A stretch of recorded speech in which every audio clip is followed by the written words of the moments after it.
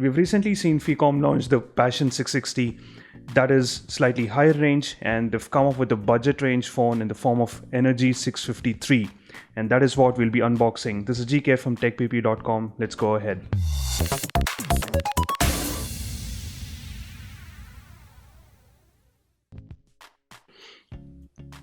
So this phone is sort of pitched in the segment of the entry-level phones like the Moto E, the InFocus M2, the Redmi 2 and such phones. So as we unbox, we'll tell you more about the details of the specifications and how this pitches against those phones.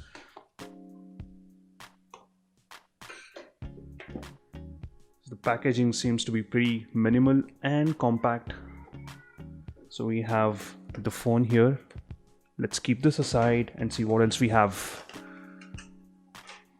We have the warranty card, we have the quick start guide, and we have the screen guard.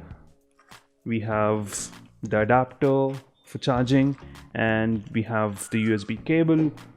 There are no earphones, but we do have the battery. So let's go ahead and power this phone. So this is powered by a Snapdragon 210 processor that clocks at 1.1 GHz, and this is a quad-core processor, and this has 1 gigs of RAM and 8 gigs of internal memory that can be expanded up to 64 GB. We have the dual SIM slot here that can take in 4G LTE supported SIMs, and it has 1 GB of RAM like I just mentioned.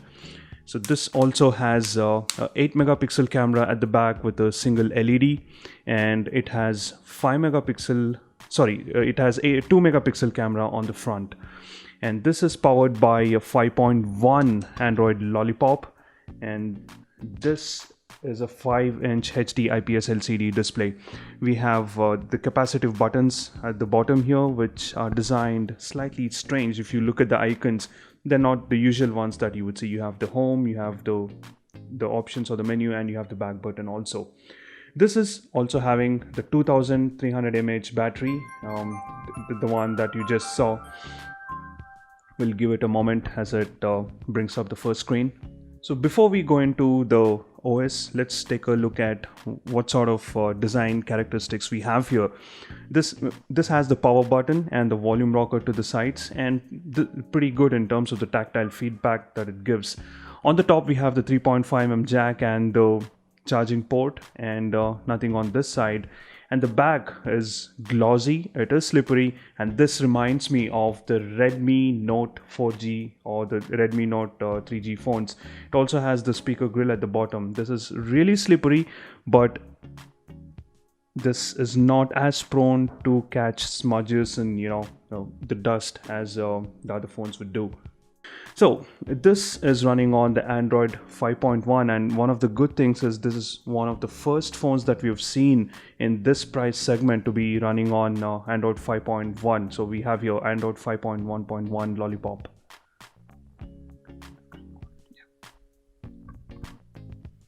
And let's also check out the storage the phone has.